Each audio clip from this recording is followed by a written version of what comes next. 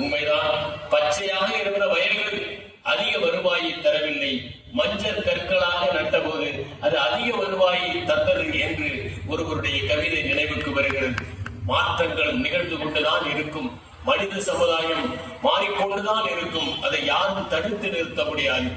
ஆனால் நம்முடைய பண்பாட்டு விழுமியங்களை ஏதேனும் ஒரு வகையில் நாம் நிலைநிறுத்தி அவற்றை நுகர்ந்து நம்முடைய பழைய காலங்களை இழந்து விடாமல் இருப்பது, புதையல்களை இழந்து விடாமல் இருப்பதை போல, மிகப்பெரிய புராதான கட்டங்களை புதுப்பிப்பதை போல அவை பழைதாகிவிட்டதே என்று நினைப்பதில்லை.